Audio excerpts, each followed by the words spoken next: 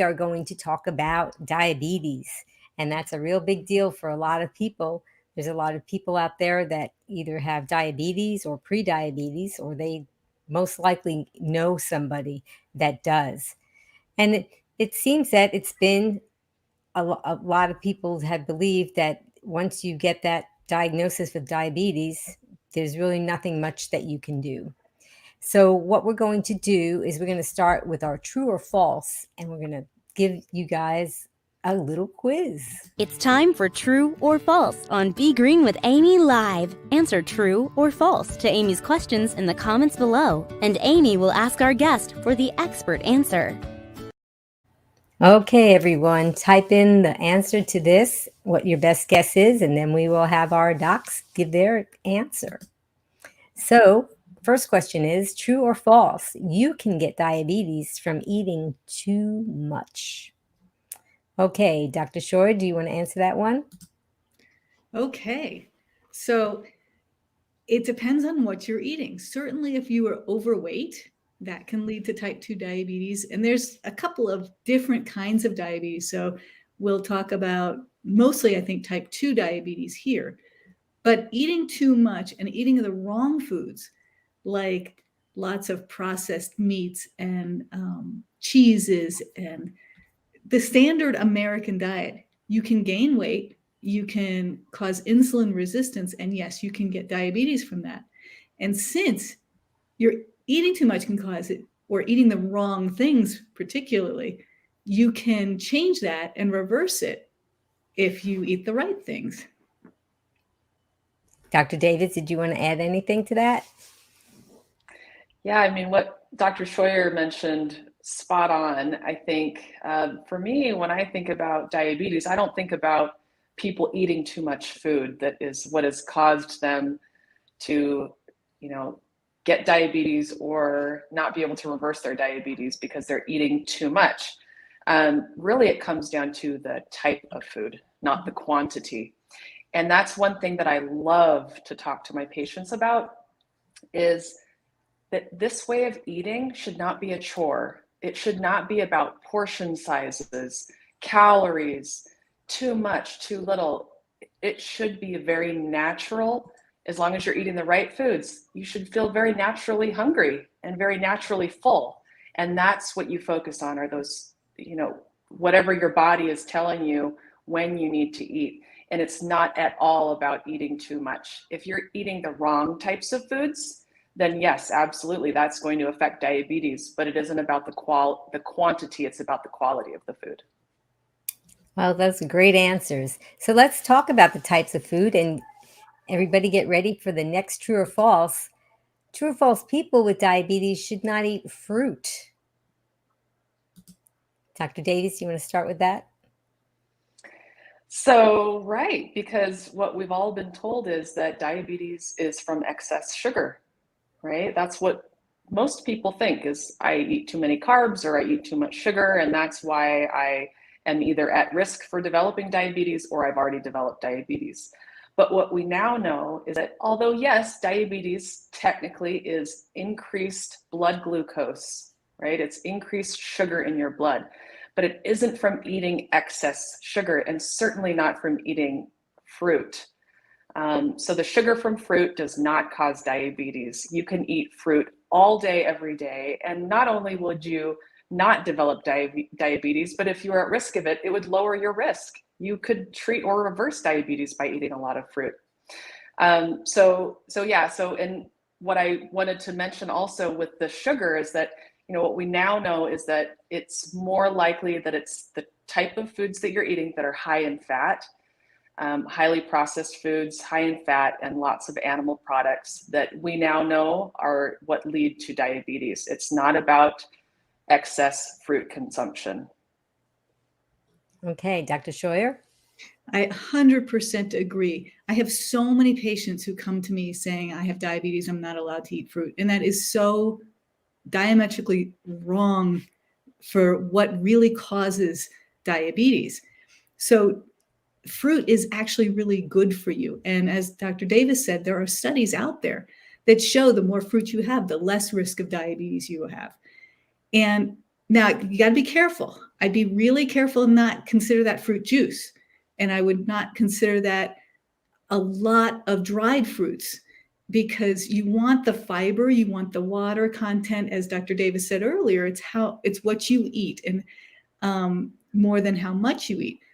But you need to be full on things. And so when you eat an apple, you get fuller faster, and you get all the micronutrients, you get the fiber, you get the bulk, you get the water, and you get a slow uptake of the nutrients and the calories. And so you don't get an insulin spike, which is a problem. If you drink a huge amount of apple juice, that can be a problem with diabetes. So I really, the full fruit, eat as much as you want. Whole fruits, eat as much as you want. And that will actually decrease your risk. So, because diabetes is not about the sugar. The sugar is a side effect. It's a symptom. But the issue, as Dr. Davis says, is the fats. It's intramyocellular fats. So intra, in, myo, the muscle and the tissues, cellular, in the cells, fat that blocks the insulin from working and bringing the sugar into where it needs to be from the bloodstream. So go eat your fruit, please, please. You'll enjoy it. You'll love it. It tastes great, and it's healthy for you. Don't fear the fruit. Fear the fruit. Well, now that you talked about the fats, I think a lot of people think that if they eat something that's fattening, they get fat. And where does the fat go? Well, it probably goes to my hips. It probably goes to my belly or my butt. That's where it goes, right? So, Dr. Scheuer, you want to talk about that? Well, some doctors say the fat you eat is the fat you wear, which is true. You don't want too much fat. And especially if you're looking at diabetes, you want less than 10% of your calories of fat. And so I definitely, every single thing has some fat in it. Fruit has fat in it. Everything has fat in it. You need some fat to absorb vitamins that are fat soluble, like A, D, E, and K. So you need some. We're not saying no fat. That is definitely not what we're saying. But we want to limit the amount of fat. And when you do that, you will be able to eat more, maintain a very healthy weight. And that's a great way to go. And keep your sugars, your blood sugars, in an adequate level, and increase your insulin sensitivity, which is really what you want to do. Dr. Davis, did you want to add to that? Yeah, so definitely if you just want to make it really simple and knowing what to eat that is low in fat, you're looking at whole plant foods, right? And Dr. Scheuer mentioned that earlier with fruit. Nature perfectly packaged food for you. So instead of eating the apple, drinking the apple juice, obviously eating the apple is better. Your nature wants you to have all the fiber and all the nutrients and everything in its whole form. So if you can focus on whole plant foods, you're already going to reach that 10 to 15% of fat from calories that Dr. Scheuer was mentioning. And yes, there are going to be some higher fat plant foods, but even higher fat plant foods aren't as high in fat as other, plant-based foods like oils, where if you have oil, you're getting 4,000 calories per pound versus an avocado that's about 700 calories per pound. So you have options that are a little bit higher in fat, yes, whereas if you're talking about like a carrot that's more like 100 calories per pound, avocado is going to be a little bit more calorically dense, but not compared to some of those high processed foods. So if you can just eat a little bit more down the scale on the whole plant foods, you're going to be much farther along than most people who eat the standard American diet in America, and most people who are getting diabetes. I mean, we see that about 1 in 3 people now in America are either pre-diabetic or diabetic. So this is an epidemic, and it's something that's not going to go away until people start changing their lifestyle. Yeah, that's pretty scary, the statistics. And I think that maybe people have a false sense of security when they're diagnosed as pre-diabetic. And I often think of it as, if somebody told me I was precancerous, that would be an alarm. And so I think it should be, somebody should take, if they got that diagnosis, that they should take it more seriously. And, you're just kind of very close to being diabetic. What do you think, Dr. Scheuer? 100% agree with you. We have seen physiologic damage, end organ damage, even in the pre-diabetes, pre-hypertension, so I agree. That should be a wake-up call right away. My numbers are higher. And it isn't for a lot of people. It's interesting. I have people coming to me because they want to deal with their cholesterol, but their sugars are high. I'm like, wait, we need to deal with everything. And so I think you're spot on that pre-diabetes does not mean, 10 years, 20 years down the line, I'm going to have problems. It's now. Deal with it. And the other thing that I get really concerned about is not only the adults, but the children, because we feed our children so poorly without intending to. I have family members who give their children hot dogs, and that's a class 1 carcinogen. And I'm like, no, please don't. So teach your children young to eat fruits and vegetables and whole grains and legumes, nuts and seeds. Those are the things that you really want to teach them to enjoy young. Dr. Davis? Yeah, I have to agree. I've been lucky that my 8-year-old has been plant-based since conception, since birth, but also before then. So I had a vegan pregnancy, and I see a lot of people, a lot of parents come to me saying, my kid all he'll eat is mac and cheese and chicken nuggets. Well, my kid does not eat that because that's not what I give him, right? Kids will eat what you give them. They might fight and complain for a little while, but when they're hungry, they're going to eat food. And so you've just got to give them the right kinds of foods. And in my own experience with my son, I mean, there was a day that I ran out of broccoli and he cried about it because he wanted his broccoli. That's like, oh, parenting win. So it is something that is possible to get your kids to eat well, but you have to be the role model and you have to be the one that gives that to them. They're looking at you.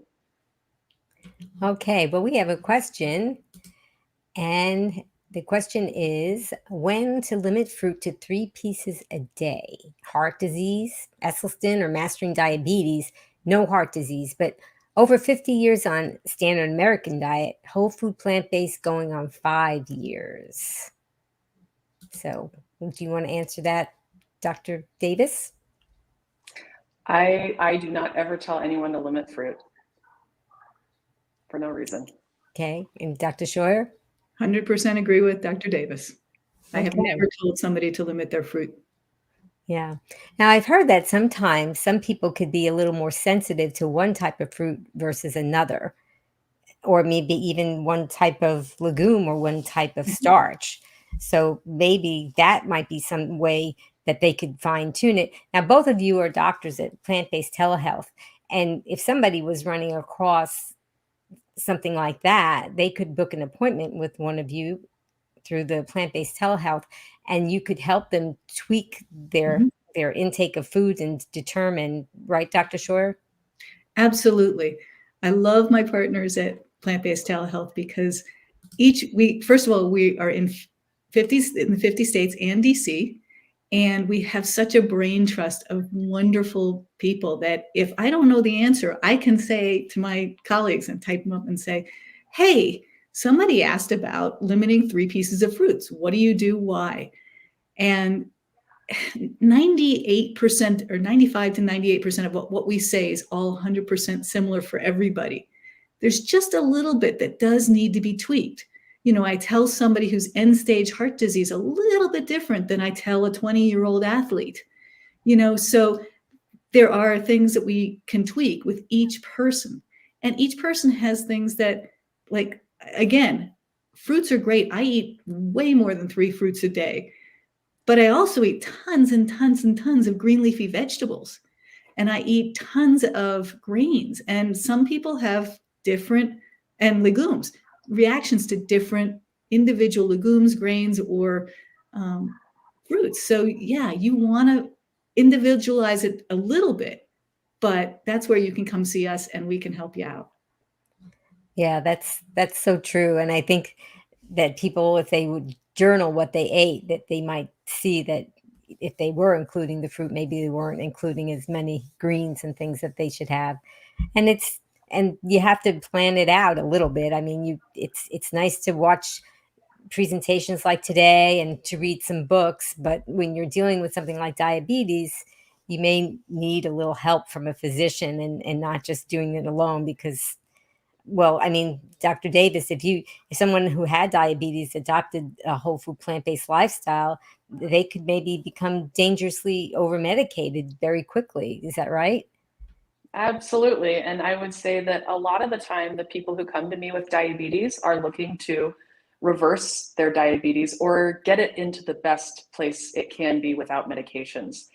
And it happens for a lot of people very quickly where I start to take them off medications. Once they've really committed to a whole food plant-based lifestyle, then we can get them off medications pretty quickly for the most part. Now, of course, it depends on the type of diabetes. It also depends on how long they've had diabetes. It depends on your pancreatic function, how your pancreas is functioning, because pancreas is what is creating the insulin. So, but overall, yes, you do have to be very careful. Someone who's making a big lifestyle change definitely wants to talk to a doctor if you are on medications, because that is something that a lot of times needs to be changed right away. Okay. Did you want to add to that, Dr. Scheuer? One of the things I was going to talk about, if you do come to see us and we need to tweak some things, for example, adjusting how much fruit or when you eat it and things, we do also use modern technology. Like we use things called continuous glucose monitors, which help people see how what they eat affects their sugars. And they can see what they're doing overnight while they're sleeping and not checking their sugars manually. So there are advantages to seeing a physician for these issues, because we can help you really tweak your health. Yeah, with something like diabetes, I have it. It's in my genes. So my maternal grandmother and my mom both had type 2 diabetes, and they had this term crash. I'm crashing. And so it can be a real frightening physical experience to go through. And I would imagine it would be psychologically frightening to change what you're eating and worry if something was going to go wrong. So I think that if somebody wanted to lose a little weight, maybe they could read a book about this lifestyle and go for it. But, if, like what we were saying, if they're on medications, it'd probably be best to be supervised by physicians like you guys. So we were talking about eating and talked a little bit about the whole food plant-based lifestyle. And some people when they hear about that lifestyle, they think about carbs. So here's a true or false. So true or false, people with diabetes should not eat carbs. You guys that are listening or watching, you can type in your guess and we're going to ask Dr. Davis to answer that. Okay, so first of all, we need to change what we call carbs. Carbs are carbohydrates and they're not evil. So a carbohydrate is a macronutrient. We have 3 macronutrients that we need. There we go. Protein, carbohydrate, and fat. Carbohydrates are absolutely something that we need. In fact, our body runs on carbohydrates. You need carbohydrates to make energy. Your body runs on glucose. So carbohydrates are not the bad guy. In fact, they're wonderful. And you get all 3 macronutrients. You get carbohydrates, fat, and protein in all plants. All plant foods have all 3. They're going to be in different levels. So you're going to get some that are going to have a lot more carbohydrate, some have a lot more fat, but you're going to get all 3 macronutrients in all of the plant foods. So carbohydrates are not bad, and carbohydrates do not cause diabetes. Carbohydrates are found in plant foods for the most part. So if you're not eating enough plant foods, you're probably not getting enough carbohydrate, which is really important. You need it. Dr. Scheuer? People get confused between what are called simple carbohydrates and complex carbohydrates. And so what Dr. Davis was talking about were complex carbohydrates in foods in their whole form. Again, you need that. We all need that, and we run on that. So it's very important. But when you process foods and break down things and take out stuff like fiber and you end up having what's called simple carbohydrates. Like you can say a Milky Way bar has carbohydrates in it. It's a carbohydrate. That's not healthy for you. But that's not what we're talking about here. We're talking about that wouldn't be great for diabetes. And I was a Milky Way fanatic before, and I wasn't healthy. When I switched to whole foods, plant-based, which is, again, the fruits, the grains, the legumes, the veggies, that is complex carbs, and that's healthy for you and very necessary and prevents diabetes. Okay, well, here's another myth that we're going to talk about, and is another true or false for you in the audience, and that is diabetes is caused by eating too much sugar. True or false? Okay, Dr. Shore, you want to start with that one? I think that's false. The science shows that, again, it's not the sugar that is causing diabetes. That's just a symptom. It's the fact that when we eat something that is a carbohydrate that's broken down to sugar, and we need sugar in our body, if it's not put in the right places, like in the muscles, in the brain, in the liver, then that's the problem. If it stays in the vessels, that's the problem. So eat sugar, but don't eat just processed sugar like white sugars or the Milky Way bars or things like that. You want to eat whole carbohydrates. When you eat it as a simple form, first of all, it's absorbed really quickly, causes insulin spikes, has all kinds of problems, and it can get too much into your bloodstream. You really need to avoid the fats, because that's what causes diabetes. Intramyocellular fat is the issue. Dr. Davis? Yeah, and just to go off on that topic, so intracellular lipids, the fats inside of our muscle cells and other cells, we're really talking about something called insulin resistance, where your body has enough insulin, it has glucose running around in the bloodstream, but the cells cannot recognize the insulin because of the fat. It's kind of like, think of a lock on the outside of your cell that's been gummed up with a bunch of fat, and that key, think of insulin as the key, cannot get into that lock to unlock the door, to let glucose just get into the cell and do its thing and create energy. So insulin resistance is really what we now know is what causes type 2 diabetes. The insulin resistance, you can't use the insulin, so the glucose in your blood can't get out of your blood and into the cells where it needs to be. So it builds up and builds up and builds up. So certainly the fat in the diet, the high fat diet, which automatically any animal product, meat, fowl, dairy, eggs, super high in fat. So that's where most Americans are getting most of their fat from, is that, and then of course oils too. So eating processed sugar, I would say, is not a healthy choice, definitely, and it can be inflammatory to your vessels. But what it's basically doing is it's just adding more sugar to your blood. It's not what's causing the insulin resistance that's ultimately leading to diabetes, but it's not doing you any favors, for sure. If you're going to be eating a lot of processed sugar day in, day out, that's not going to help things. But it isn't what is causing the bottom issue with diabetes, which is the insulin resistance from too much fat in the diet. Okay, very good. I know we talked about fruit, but somebody has a question about watermelon. Miriam wants to know, is watermelon good for diabetes? I think that's a common question about watermelons. I think that let's just talk about that. Dr. Davis? Yeah, so watermelon is great. It's full of fiber, full of nutrients, full of water. It's very hydrating. It tastes delicious. It's like the best part of summer. So yeah, absolutely. Go crazy with watermelon if you have diabetes. Dr. Shore, did you want to add anything to that? I agree 100%. If you have really, really hard to control diabetes, you sometimes have to avoid the high glycemic foods, just to get yourself under control. But watermelon is wonderful. It's such a great way to get some nourishing and delicious food in you. That go for it. So why don't we talk about because as I referred to earlier, that my family members, I would hear them often because they had diabetes, that they would be fearful of crashing. And I wish that I knew then what I'm learning now.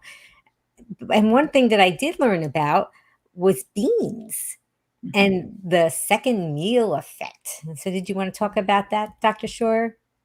Sure. So one of the things to avoid crashing is keeping your sugars level for a long period of time, not the high up and downs. And that's really good. And beans have a great way of doing that. So the second meal effect is if you eat beans in this meal, you're going to control your sugars better. You can control your satiety, so you're not so hungry right now. But it actually makes you more full for your second meal and keeps your sugars better longer. So it's really neat that there's one saying that I've always heard is eat your meal like your dinner to based on what you're going to have the next what you eat for dinner will affect your meal the next day. And so that's where beans are great because they keep you very stable. You don't have the highs and the lows, you don't have the crash, and you're not hungry all the time. So it's a great way to help stabilize your sugars. Dr. Davis? Yeah, I would say that when you're worried about the crashes, really what you need to be focusing on is the highs because the crash comes after the high, right? And you're going to get spikes when you have a high fat meal. We've seen this actually in a lot of patients of ours that have the continuous glucose monitor, that you'll see that when they eat a certain type of food, not only does their blood sugar go up really high, so say that they decided to cheat and have a hamburger and french fries. And that's interesting because you don't think of that necessarily as a bad thing for diabetes. You know, people will have a hamburger, maybe leave off the bun, and they think that that's a healthy thing for diabetes. But what we've seen is that a meal such as that can just spike your blood sugar and it stays high for a long period of time, for hours, because of that fat load in that meal. So you have to be really aware of what spikes your blood sugar. And remember, part of that isn't just in the meal that you're eating. Part of that is in your insulin resistance that you already have that needs to be reversed through healthy eating. Wow. Okay, well, we have a question from Melanie. I have non-diabetic blood sugar highs and lows. My blood sugar cannot tolerate oatmeal. I think all grains are a problem. Both high and low blood sugar causes major insomnia for me. Advice. Dr. Davis? So that's something where I feel like this person, I don't know enough about their history to really give good advice on that. I would be curious to hear about what the highs and lows actually look like. Is it out of the normal range? And are there any other possible factors that could be leading to some issues with the sleep? So that's where I feel like these kinds of things, it would be a good idea to talk to someone one-on-one where you can get a little bit more information. We can give some better advice. Dr. Shori, did you want to add to that? I'm curious as to how processed the grains are and what you're having with the grains. You know, in terms of oatmeal, there's oat groats, which are the whole grain. Then there can be steel cut, which are cut up a little bit more. Then it can be, processed in many, many different ways. So that can have an effect. Also, if you are insulin resistant, it takes time to get insulin sensitive. It doesn't happen right away. So if you're having issues with spikes, are you really having insulin resistance? And we need to work on that. So I agree with Dr. Davis. That's something that we need to go into more depth, figure out what's really going on. And this person might benefit from, a continuous glucose monitor and from more specific details of not only what you're eating, but are you exercising after you're eating? What time are you eating?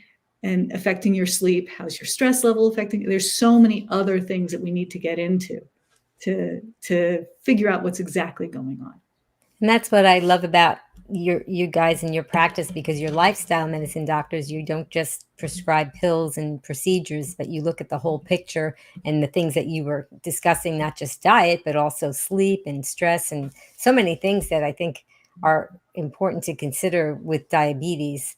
And I was going to go with another question, but maybe we should talk about that a little bit more, Dr. Shore, as far as how these factors can affect, because I think when people adopt this lifestyle, maybe if they have diabetes and they adopt this lifestyle and then they don't see changes, improvements, or they're not improving fast enough, and they think this diet's just not for me. So what do you think? Well, there's so many components, as you said. Inflammation is a big part of this. Stress is a big part of this. Sleep is a big part of this. So if you just look at one little thing, you may not be able to make the change that you need. You need to focus on everything. And I've had people who don't think that they're doing things that are not healthy for their body. But then when we really get into the nitty-gritty of what you are eating or drinking, or when is really important too, then we figure that out and we make changes, and it's wonderful. So there are lots. I think that a lot of people get better so much faster by just switching from a standard American diet to a healthier diet. But then you have those people who really need much more focus on the nitty-gritty of it. And that's when you come to us, and we will be happy to help you. Dr. Davis, did you want to add to that? Yeah, so I have to say, I absolutely love practicing this kind of medicine, lifestyle medicine. It's when I was looking for doctors, it just wasn't available for someone who's not only wants someone who's supportive in plant-based, but will ask me questions about my stress and my sleep and my physical activity. It just, unfortunately, the way that conventional medicine works nowadays is you get a 15-minute appointment with a doctor. They're rushed to get in, rushed to get out, and they try to give you what they can in a short amount of time. But ultimately, unfortunately, just the way that it's set up, you just don't get a lot of really personal one-on-one time, and you certainly don't get a lot of information about what you can do to change your lifestyle. You might be able to get a new medication or a referral to a specialist, but it's very rare that you have a doctor that will sit down with you for a lot of time to go through lifestyle measures. And that's where I am just so thankful that I have the ability to have a good conversation with people. People fill out a really long questionnaire about all of their history. So I already know a lot about them before we even sit down to talk, which is also super helpful, because then that 30 minutes or that 60-minute appointment is just talking and getting to know you and figuring out how I can help you navigate this process. And you just aren't going to get that with a conventional doctor, unfortunately. So I'm really excited that we have this available. And I think it's something that I would have wanted when I was looking for doctors. So it's great. Yeah. And so this way, the doctor, one of you or somebody else on your team, can talk to the patient and find out with diabetes, it's not just one thing that they have to fix. It's not just diet. There's a lot of other factors that go into it, and you could help them figure things out. So Christine said that whole food plant-based, if I do not eat before bedtime, I get so hungry. I check my sugar and it's low 90s to 100s. Advice, Dr. Davis? So that sounds like a normal blood sugar. If you are someone who needs to have a snack before bedtime because you're really hungry, that might just be something that you notice for yourself, that's something that's helpful for you. I will tell people to keep a food diary. I think it's really helpful to see, and Dr. Scheuer mentioned this earlier, write down the time that you're eating something and write down what you're eating. And then you can really see, okay, I felt like my blood sugar was low, or I just felt kind of off at this time. And then that way you can kind of look back to see what are your triggers. And if I eat too early in the evening, maybe I had dinner at 4 o'clock, I get really, really hungry at 8 o'clock. And so maybe pushing your dinner time back a little bit later can keep you from snacking at night. And then there's other things where sometimes late at night we think that we're hungry, but it's just because we're bored and we're tired. And you get kind of snacky because when you eat, you're staying awake. It keeps you awake. Whereas if you're not eating, you can get really sleepy and fall asleep. And if you've got work to do or you're studying, it makes it hard to stay awake if you're not eating. So that's another thing to consider too, is it actually truly hunger? Yeah. Dr. Scheuer? And on that, I was actually going to say, oftentimes we're thirsty. So it's not necessarily hunger. And so try a glass of water, or at night, if you're trying to go to sleep, try a glass of chamomile tea or something. That might do it. But again, those are things we can tweak when we know exactly what you're eating, exactly when you're eating it.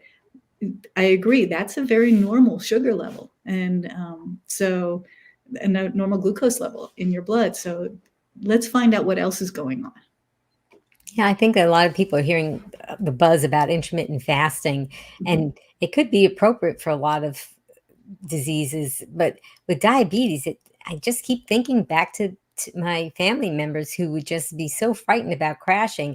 And if I told them to intermittent fast, I mean, for them, if they weren't eating every hour or every 2 hours, it was like a traumatic feeling. So perhaps maybe this intermittent fasting may or may not be appropriate for someone with type 2 diabetes, or at least in the beginning of this lifestyle. What do you think, Dr. Scheuer? I think it's, again, what you're eating to start with, because intermittent fasting, some of that does work really well to help your insulin and your sugars. So this is where you get into the nitty gritty and you want to go more individual, but there's quite a bit of good evidence out there. If you're eating a standard American diet and you try it, that may not work as well, because you're not loaded up already, and your cells aren't very ready for that kind of fast. So you do have much more of a crash.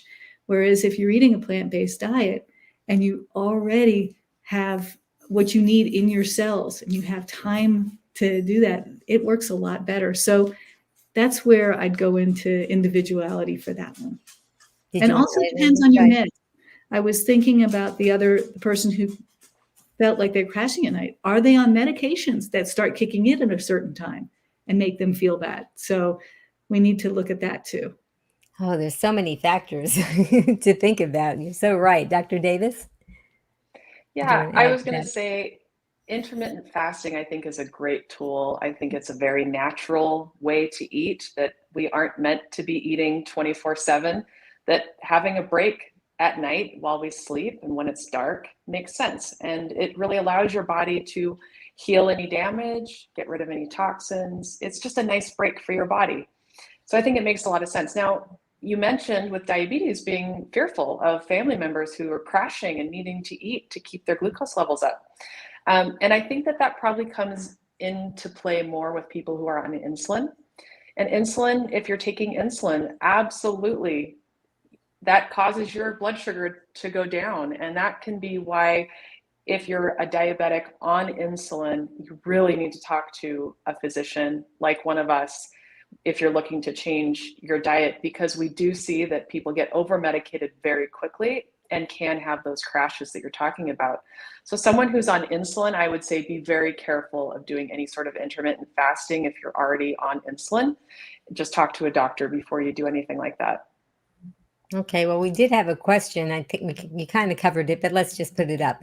Debbie said, I was just diagnosed with type 2 diabetes controlled by insulin. Can a whole food plant-based diet help reverse this? So, Dr. Davis. Yes, it can. We see it all the time. We see people who reverse their diabetes by changing their diet and get off all of their medications and all of their insulin. Now, it does depend on the person. It depends on the type of diabetes. Now, she said type 2 diabetes, but there are some people who think that they're type 2, or maybe more like type 1.5. If you've had diabetes, type 2 diabetes, for a very, very long time, sometimes you can get some damage to your pancreas, and then you're just not producing insulin as best you could. And so for some people, you can't reverse it completely if you've been struggling with type 2 diabetes for a very long time. But if it's somebody who's been diagnosed very recently, there is a very good chance that just by switching to a whole food plant-based diet that you can completely reverse your diabetes. And I've seen it time and time again. This is a very typical result that we see in our practice. Wow, wouldn't that be exciting for the conventional doctors to be able to say something like that? Dr. Scheuer, did you want to add to that? 100% agree. I take people off of insulin all the time. As Dr. Davis said, there are some people who have some damage if they've had it long enough. There's damage, but we can test that with some blood work testing a C-peptide and maybe a glucose tolerance test. There's lots of ways we can look to see. But even if you have pancreatic damage or you have antibodies against that, and you will need some insulin for a long period of time, the goal is to have you only on what's called physiologic insulin, the amount of insulin that anybody who has a normal functioning pancreas would make, not more, because insulin can cause damages if it's too much. And so we want to be really careful on that. So whether you are type 1, type 1.5, or type 2, eating a whole food plant-based diet and a healthy one with a lot of with variety and knowing what you're doing is really important to work on insulin sensitivity. And that is so important for all kinds of diabetes. That is so profound, because I think that there may be people that are starting to learn that type 2 diabetes could actually be reversed or at least helped. And I think that maybe there's a lot of people with the type 1 diabetes that think that there's just no hope for them at all because their pancreas is not producing the insulin. So, Dr. Scheuer, did you want to talk a little bit more about the type 1 and what they could hope to learn from this? Absolutely. So again, I was talking about physiological insulin. We make insulin that we need. We all need insulin. Insulin isn't bad. And so if you have type 1 diabetes where you don't have that key to open the door, that's the insulin, that's the key to open the door. If you don't even have that key, you need to give yourself that key. And that's what insulin does. But to avoid long-term damage, like visual problems, kidney problems, and vascular problems in the fingers and your toes, changing your diet and being as insulin sensitive as possible and using the least insulin you need is so important for somebody who's type 1 diabetic. I have people I see all the time who can't feel their feet because they've had diabetes for so long. We change their diet, we adjust their meds appropriately, and all of a sudden they're feeling their feet again. They're feeling when they're walking, and that's so important. That's why it doesn't matter if you're type 1 or 2 or 1.5 or gestational or whatever. You really want to eat and nourish your body as healthfully as possible. Did you want to add to that, to Dr. Davis? Yeah, so I think all of that makes a lot of sense to me, and it's spot on. And I would just say that for type 1 diabetes, people who need to take insulin for life, not only do they, they're helping their type 1 diabetes absolutely by using insulin because your body needs insulin. But the second part of that is you got to still pay attention to what we've been talking about for type 2 diabetes, which is insulin resistance. So yes, you need the insulin for the glucose to be able to get into the cell, but it still needs to get into the cell. And we all know that fat inside the cell is gumming up that lock, and that can happen in type 1 diabetes. So it's really important for a type 1 diabetic to heed the same, from the same message that we're giving today for anyone with diabetes, is this insulin resistance is going to affect you whether it's type 1 or type 2. So getting rid of the animal products in the diet, getting rid of the high fat foods, getting rid of the oils, and that's going to help you whether or not you're type 2 diabetic, whether you're pre-diabetic, whether you're type 1 diabetic, or whether or not you're not diabetic at all. Getting rid of the fat in your diet and having a lower fat diet, a whole food plant-based diet that's lower in fat, is going to help so many things. We're not just talking about diabetes, but if you're overweight, if you're obese, if you have high blood pressure, all of those things can be helped. Well, that's what I love about this lifestyle, because it's kind of a one size fits all in most cases for a lot of these lifestyle related diseases. So let's talk a little bit more about the fats and the oils, because I think that can be a confusing thing for people, because maybe somebody found out that you could cook without oil and things would taste just fine and they wouldn't burn. And let's talk about that too. But there's more to that than just not putting some olive oil on your salad. What do you say, Dr. Davis? Yeah, so when we're talking about fat, like I mentioned, you got to get rid of the things that cause the highest fat in your diet, and that's going to be animal products. And that includes low fat chicken, right? Low fat chicken is still very high in fat. It includes dairy products, even if you're talking about fat-free milk is not fat-free. You know, it's a marketing gimmick. It is not fat-free. You're getting still a lot of high fat in any of those animal products, cheeses, eggs. Not only are you getting the high fat, but you're getting really bad fats, like saturated fats, and you're getting cholesterol, which plant foods don't even contain cholesterol. So the only way you're going to get additional cholesterol in your diet is by eating animal foods. So that's number one. A really great way to get rid of all that high fat in your diet is getting rid of the animal products. And then on top of that, oils, because we know that oil is the most calorie dense food on the planet. And I say food and I cringe a little bit because I don't really think that oil is a food. It's something that's been stripped away from a food, like an olive. You're taking away just the fat in the olive, and now it's just 100% pure liquid fat. So oil to me is not a food, and it is so high in fat that it's really horrible for your arteries. Having that amount of fat go through your body all at the same time without the beautiful package that it's supposed to come in is just so harmful. So if you feel like it's hard to get rid of those oils, just remember you're not getting any benefit from the oil. It has very little of the nutrition that was from the original food source. So if you really want to get those antioxidants, if you want to get the nutrients, the vitamins, the minerals, the fiber, you've got to eat the whole food. So whether or not that's eating the entire olive or the entire avocado, whatever it is, having that transition to oil and just having that pure oil is not healthy at all. Dr. Scheuer, did you want to add to that? Absolutely, I agree. Interesting, one of the questions that I saw was if beans are blended like hummus, does that work the same as having regular beans? And that is really interesting because if you make your own, it's great. However, if you buy hummus in the store, it has tons of oil in it. And so that oil you don't need. And oils are very hidden everywhere. You've got 120 calories per tablespoon of pure fat that you don't need. And once you learn how to cook without oils, you don't miss it and you don't taste it.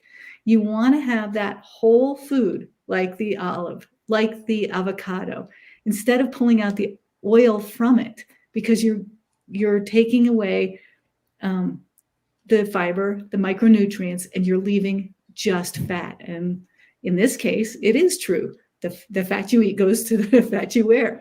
And so, and also, as Dr. Davis said, oils are inflammatory. Oils are not, you don't want to put something in your body that makes it worse. You want to, every bite you want to think, is this going to make me healthier or is it going to make me sicker? And if it's going to make you sicker, don't eat it. Just go straight to the source and the whole fruit or the whole vegetable or the whole bean.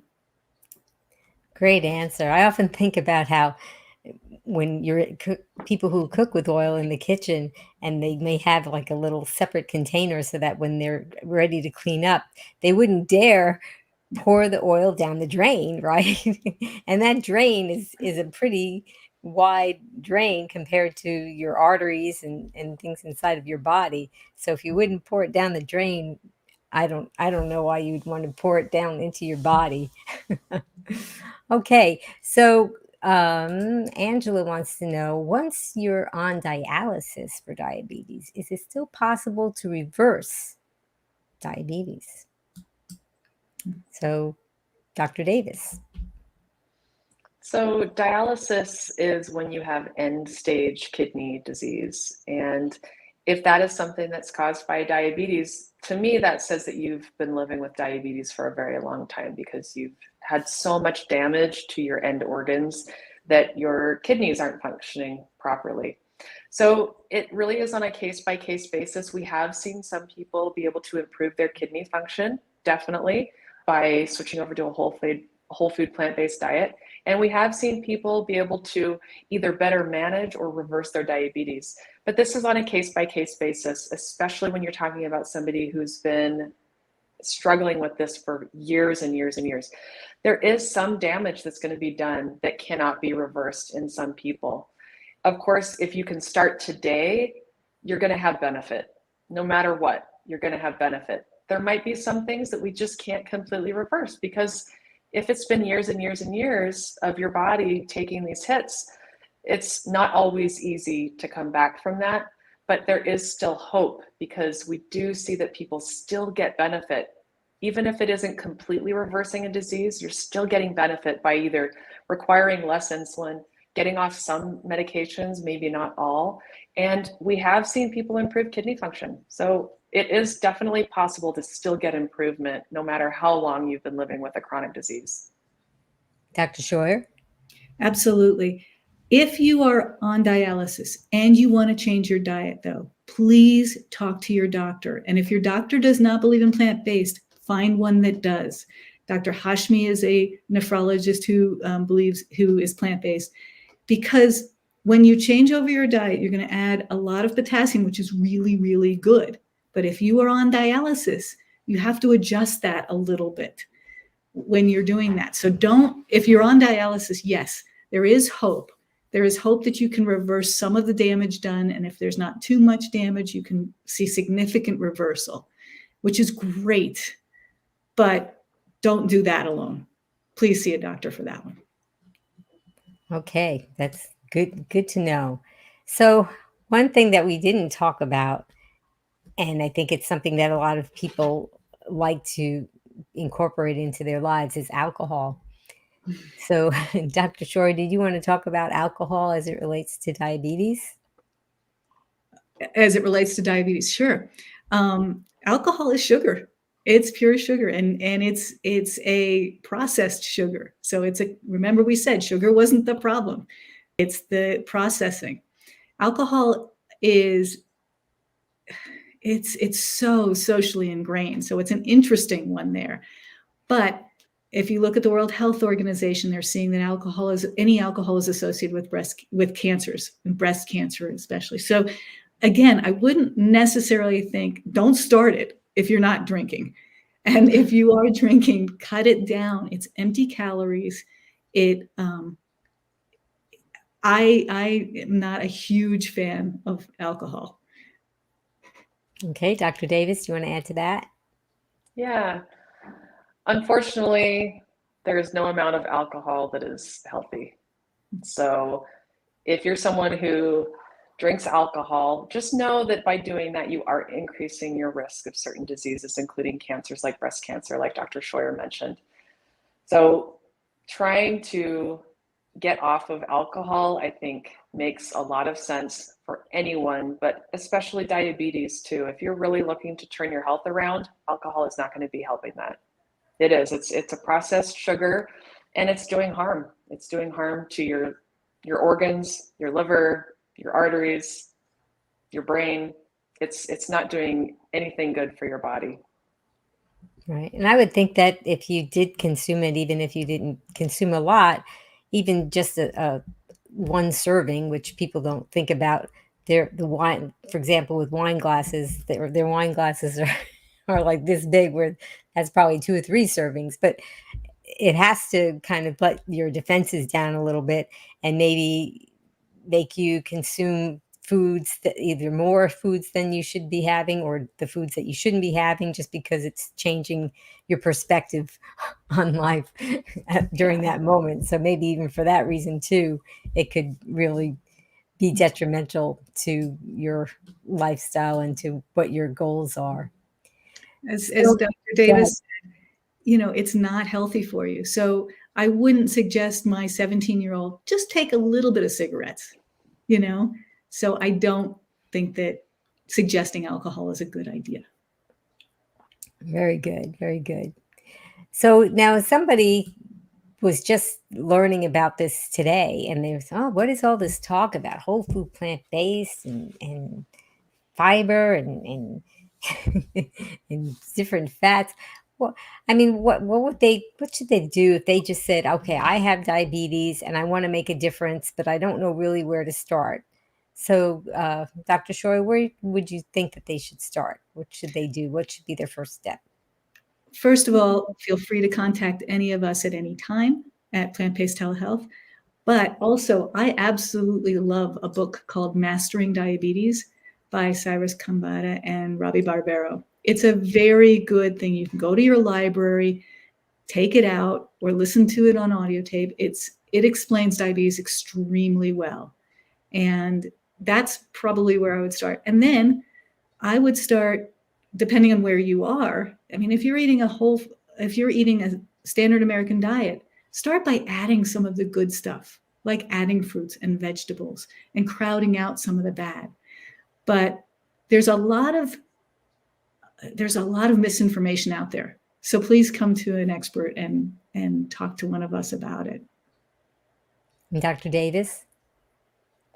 I would say it depends on the person. Some people hear this message and they say, okay, I'm starting tomorrow. I'm done. I'm throwing everything out and I'm starting tomorrow. And other people say, ooh, do I really? Okay, let's see. How am I going to do this? And so for people who are a little bit more nervous about it, I'll say just start with one meal a day. Just make breakfast plant-based, because that's a really easy one to do. It's really easy to do oatmeal with berries, shredded wheat with some soy milk. You can make a breakfast really easy, and then keep doing what you're doing for lunch and dinner. And then once it gets to where you're feeling like, okay, I can do this, I'm doing breakfast, okay, then try lunch, and kind of go slower that way. Whereas if you're going overnight, maybe doing a program, like I know that the Physicians Committee for Responsible Medicine, they have a 21-day Kickstart program that's free. And they give you recipes and they kind of help you get started with eating plant-based. And then there are some that cost a little bit of money, like the Rochester Lifestyle Medicine Institute does a program every month. It's only about $150, I think. And that's a 2-week program. You get a lot of support throughout those 2 weeks of transitioning. And then up from there, there are some other places where you can do programs that are going to cost a little bit more. But overall, everything is available for free.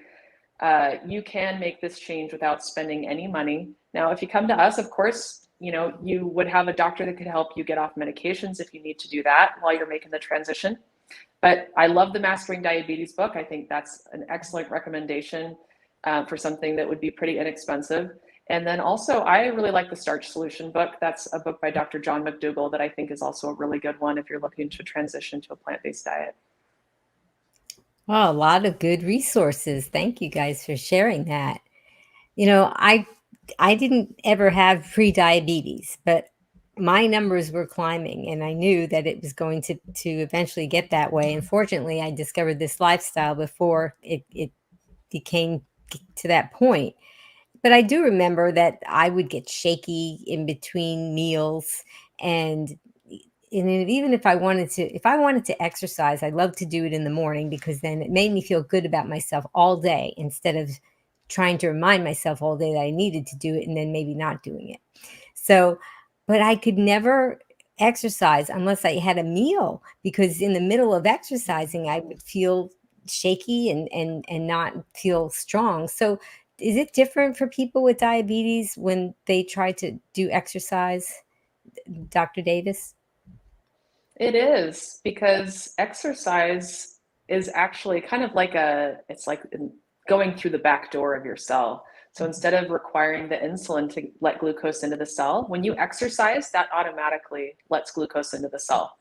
So it's like a secret. It's, hey, if you don't want to have to take insulin right this moment, exercise will help you get that glucose into the cell as well. So definitely exercise will lower your blood glucose and can be very helpful for diabetes. I like to tell my patients that if you can go for a quick walk after you eat, that will help with you being able to use the insulin more effectively and get that blood sugar out of your bloodstream. So absolutely, exercise is important.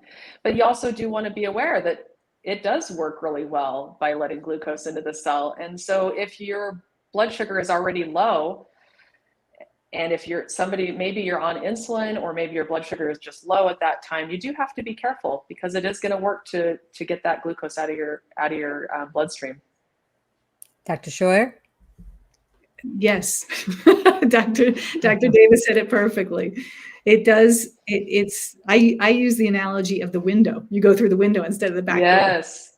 But it definitely brings down your sugars and helps you your insulin sensitivity. So exercise is so important. And exercise doesn't need to be go to the gym, do my exercise. It can be walking right after a meal. It can be gardening. It can be doing your housework. It's just movement. And actually, it's nice to do as much movement as possible during the day to help you if you have diabetes or if you don't have diabetes. It's just great for so many reasons. Well, let's just talk a little bit about the plant-based telehealth, because if I did have diabetes, this would be, even though I know what I know, I think I would still feel that I would want a little bit of somebody to touch base with, a little bit of help. So, Dr. Scheuer, you want to talk about that? Sure. You can go to www.plantbasedtelehealth.com and you'll put in some of your information. If you want to look for a doctor, first look at, it'll ask you what state you're in, whether you have Medicare or not, and it'll tell you which doctors in our group are licensed in that state. And then you can read bios about each one of us and see who you fit with, who you feel you would fit with best. Because you want a doctor who's not only knowledgeable, but fits with your personality. And that helps a lot. And every single one of our group are just so wonderful, I think. And it's, even if, for example, you lived in a state where Dr. Davis wasn't in, but you wanted to see Dr. Davis or get her expertise, you could see somebody in the state that you're in, and they can always ask. They can always run things we always run things by each other. So it's not like you're only getting one doctor. You're getting a whole group of 9 really interesting, fun, smart, knowledgeable people who live the lifestyle we suggest. All right, Dr. Davis, you want to add to that? Yeah, not only do we live the lifestyle, but we just absolutely love learning. We love learning about everything that has to do with lifestyle medicine. We share with each other things that we learn. Oh, I just looked up this study and found this, and I wanted to share it with everyone. So it's a really tight-knit group of plant-based doctors that when you, like Dr. Scheuer was saying, when you schedule an appointment for one of us, you're really truly getting all of us, because we're constantly talking, we're sharing information, we're asking questions, and we feel like we're on the forefront of lifestyle medicine. And so we really do take the responsibility seriously, and we really try to learn everything that we can about lifestyle medicine. We use evidence-based medicine. We're always looking at what the latest research is, the latest studies are, and looking at what is really helpful to our patients. We are constantly learning, and we're very excited about all the patients that we see and all the benefits that we're seeing. Yeah, I think it would be nice to visit with a doctor that wasn't burnt out and had a positive outlook, that would, as soon as I came in with a medical question, that they wouldn't be thinking, oh, here's another person that I can't heal. I'll just have to prescribe them a drug.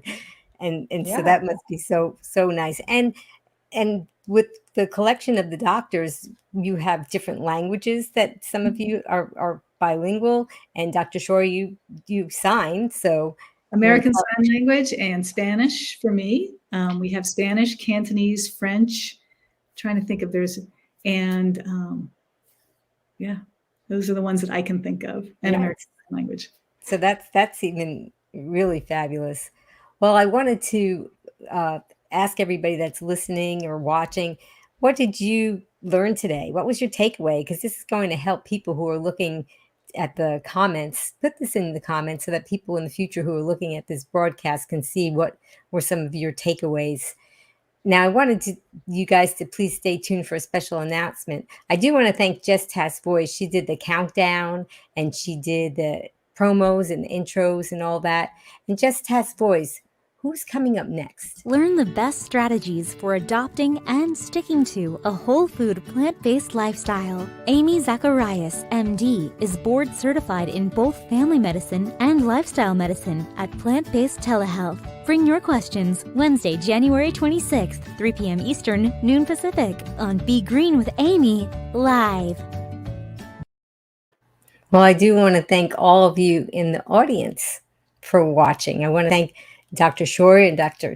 Davis for coming on, but they came here to see you and to talk to all of you and to tell you how excited they are about this lifestyle and how they have helped people with diabetes and want you to be helped with this information as well. So thank you guys for watching and listening, and you can click like, and that's your way of applauding this broadcast. That would be wonderful. And what we're going to do now is we're going to sign off with the doctors, and they're going to, and if you guys want to do this along also, you can put in the comments my tagline, be strong, be well, and be green. Are you guys ready to sign off? Okay, here we go. Until I see you guys again, remember, be strong, be well, and be Green. green. Bye-bye. Now you can listen to Be Green with Amy expert interviews wherever you go. Listen while walking, meal prepping, or traveling. Find Be Green with Amy on Apple, Google, Alexa, Amazon, or virtually anywhere you find podcasts. Be strong, be well, and be green with Be Green with Amy.